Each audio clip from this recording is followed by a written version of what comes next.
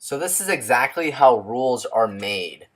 You make a mistake, you jot it down, and if it keeps happening, then something has to change. We'll talk about that today on Market Open Trading. Stay tuned.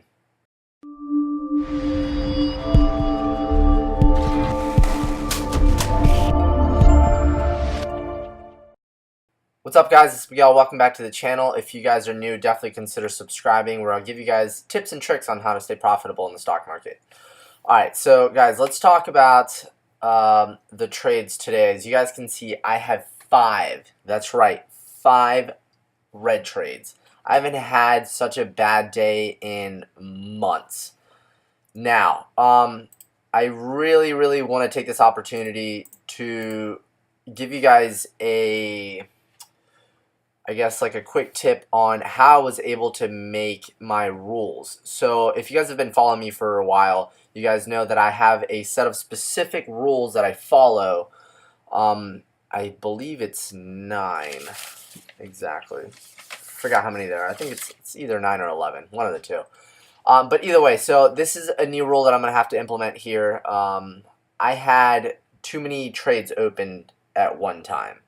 So that's kind of a downside to having so much buying power, and having a little bit of extra cash on the back end if you're already on top of a trade.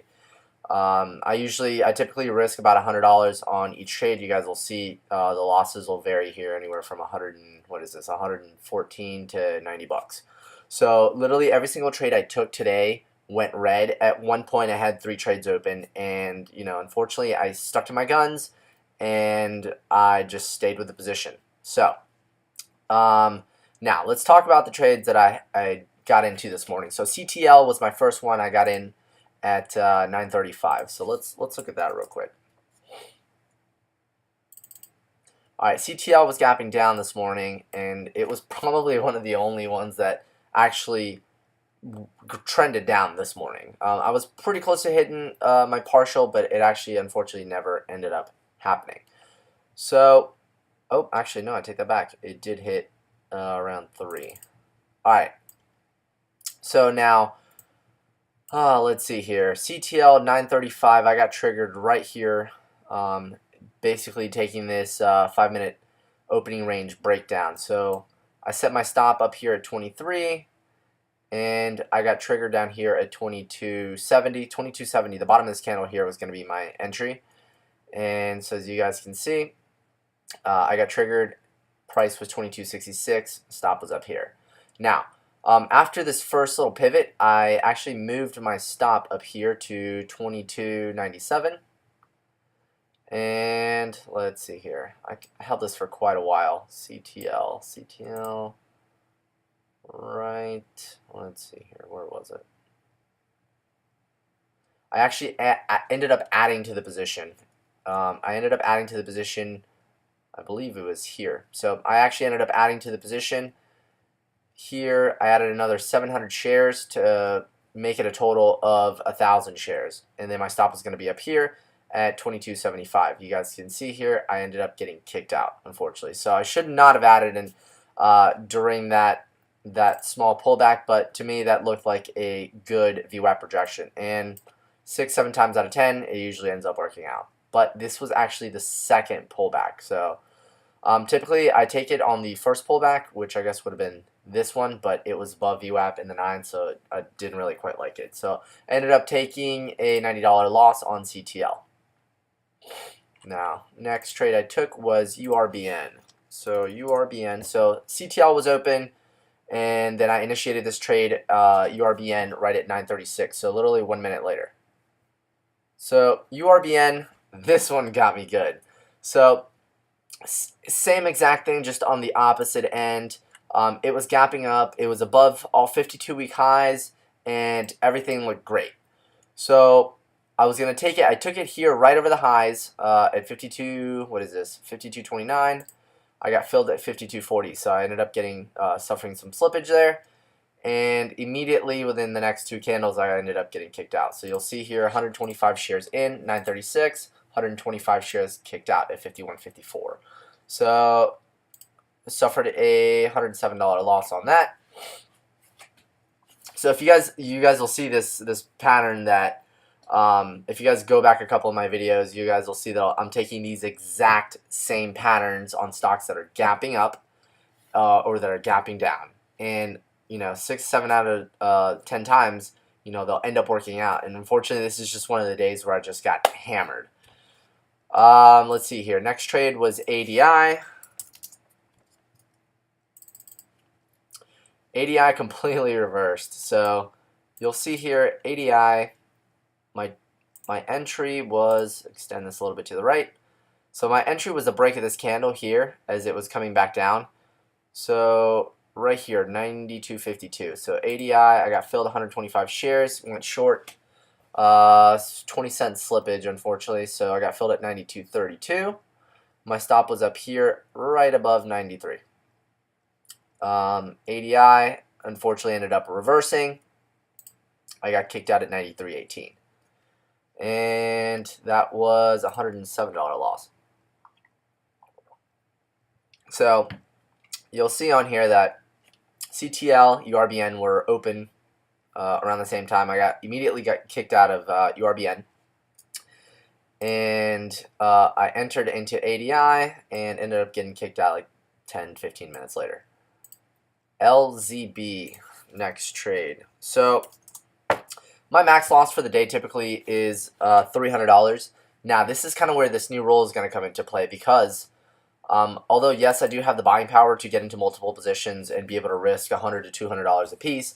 Now I've noticed that this happens once in a blue moon, and this accumulates into a bigger loss than it really should be, because I should have stopped at $300 max. My max loss is $300. So if I've taken 2 losers and I still have another position where I could possibly lose, that I'm going to implement the rule where I cannot get into another position unless that trade resolves in a positive manner. Or if I end up losing, then I'm done for the day. So then it doesn't snowball into a 3, 4, or in this case a $510 loser, because I was thinking to myself, okay, well, if I get in this trade looks good statistically, this next trade or maybe this next 2 trades should end up working out. Well, guess what? Today was one of those days where it didn't, and it actually ended up snowballing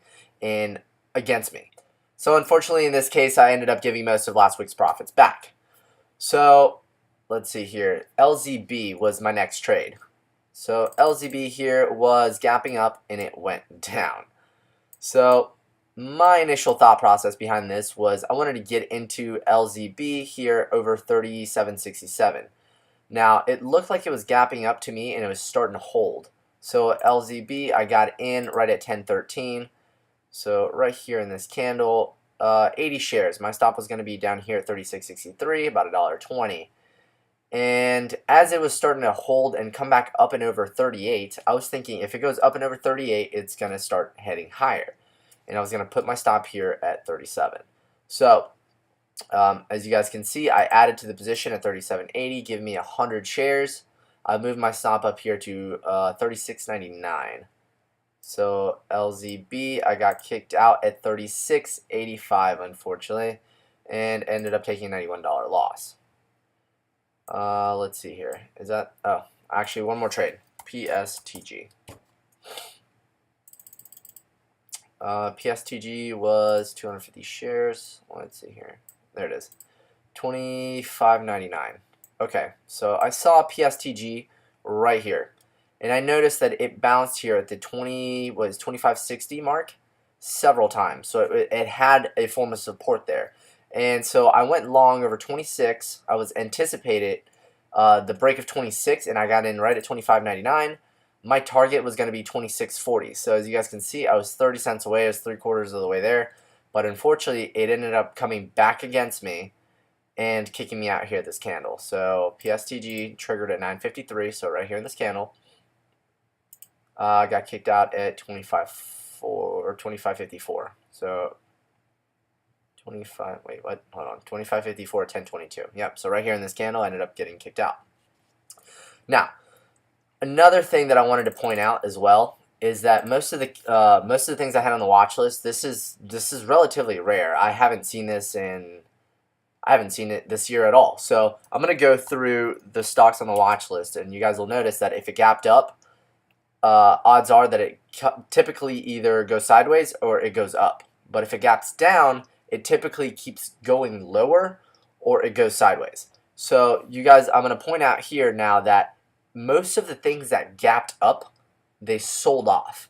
Most of the things that gapped down, they got bought up. So LZB ended up gapping up, sold off most of the day. Keys gapped up, sold off most of the day. PSTG gapped up, went sideways. SMCI, this one gapped down. It came up most of the morning. Exis gapped up. This is actually probably one of, I wish I would have been in on this trade, but unfortunately I wasn't. So Exis was actually one of the only ones that gapped up and actually moved forward, or moved up like most of them typically do. URBN, it gapped up, sold off, closed the gap, and it came all the way down to 45. So ADI, literally the complete opposite. This is exactly what I'm talking about. URBN and ADI were the complete opposite. So this gap down and this got bought all the way back up. So it's just one of those days. But I mean, I just wanted to point out that this is going to be a rule going forward, and this is typically how you make your rules. It's because there is no replacing screen time. It's going to take you losing money. It's going to take you getting frustrated. It's going to take, making these mistakes over and over and over again. To me, obviously, this is a small mistake that rarely ever happens.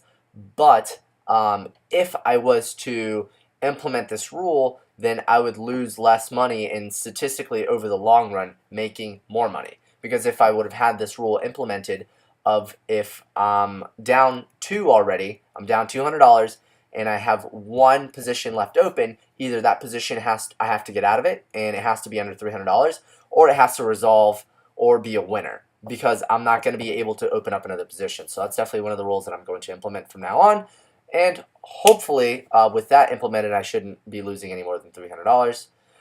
Kind of a crappy day, but hopefully you guys will take away some of these lessons. It's not always just winning, winning, winning. You definitely have these big losing days that kind of takes you back for a second and makes you recheck your strategy, or just make sure that all your roles are into play. So if you guys do have any questions, make sure to put it down in the comment section below. If you guys have not joined our Facebook group, make sure to do that. The link will be down in the description as well, and I will talk to you guys later. Bye.